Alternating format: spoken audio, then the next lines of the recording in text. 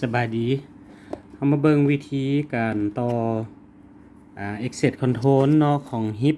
เนาะยี่ห้อ HIP แล้วก็เครื่องสแกนนิ้วมือของ HIP คือกันเนาะตัวนี้จะเป็นรุ่น HIP CI 690S เนาะ 690S มันตัวนี้เครื่องรุ่นนี้มันจะสามารถรองรับลายนิ้วมือแล้วก็บัตรเนาะสามารถใส่บัตรใส่ลายนิ้วมือแล้วก็ใส่รหัสได้เนาะรุ่นนี้เนาะมาเบิ่งวิธีต่อเนาะ วิธีต่อในเบื้องต้นเนาะเราจะเล่นเป็นสายแลนเนาะสายแลนแคท5หรือแคท6ก็ได้เนาะเส้นเดียวเนาะคือว่าเขาจะแยกหรือว่าบางคนเขาจะเล่นเป็นสายโทรศัพท์ก็ได้เนาะคันมันอยู่ใกล้ฮะนะแต่เขาก็ใส่แท้ละมัน 8 เส้นเนาะอุปกรณ์มันอยู่ในกล่องมันก็จะแถมการ์ดมาให้อันนึงอยู่ในกล่องแล้วก็จะมีซ็อกเก็ตเรามาเบิ่งวิธีต่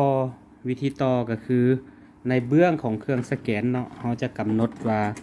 ให้สายเนาะมันจะเข้ามาเครื่องสแกนนี้4 เส้นเนาะงั้นเรากำหนด กำหนดให้มีไฟเลี้ยงเนาะตัวสีเขียวนี่จะเป็นไฟเลี้ยงเนาะไฟเลี้ยง2 เส้นเรากำหนดให้เป็นเห็นบ่มันจะมีบอก12 โวลต์แล้วก็กาว12 โวลต์ก็คือเราจะกำหนดให้เป็นสีเขียว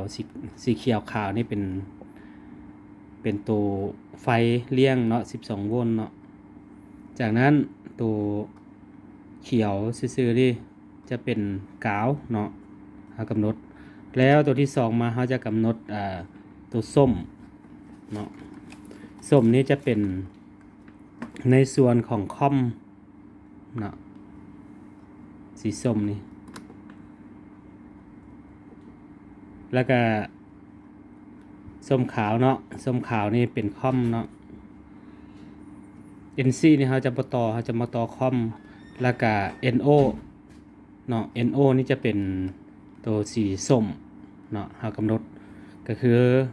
มาจากกัน power supply มันจะมีแต่4 เส้นเนาะมาเข้าเครื่องสแกนนิ้วมือของเราตัวนี้ต่อมาอีกคู่หนึ่งนี่จะเป็นสวิตช์เนาะสวิตช์ปิดเปิด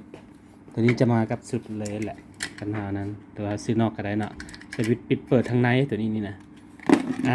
ในการต่อนี่เขาก็จะกำหนดสีขาวฟ้านี่จะเป็น NO เนาะขาวฟ้า NO แล้วก็สีฟ้าตัวนี้จะเป็นคอมเนาะเขาจะกำหนดแบบนี้เป็นคู่สายหนึ่งตัวนี้เนาะ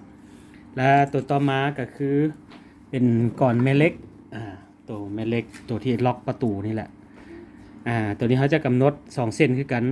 ก็คือเอาตัวตับหมูจะมีตับหมูขาวแล้วก็ตัวตับหมูเนาะ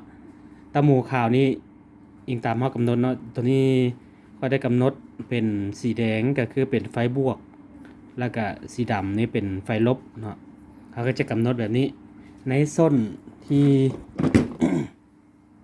เครื่องสแกนเนาะเครื่องสแกนมันก็จะอยู่ติดกันอย่างสิเนาะเครื่องสแกนแล้วก็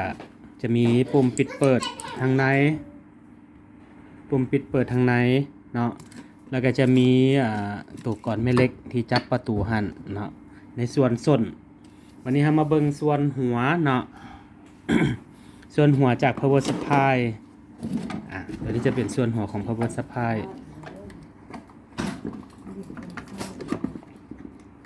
ส่วนหัวของ power supply มันก็จะเป็นอันนี้ socket ของมันเนาะฉะนั้นเรากำหนดอยู่เบื้องนั้นแล้วเนาะแล้วก็จะมากำหนดอยู่เบื้องนี้อีกเนาะเห็นปะ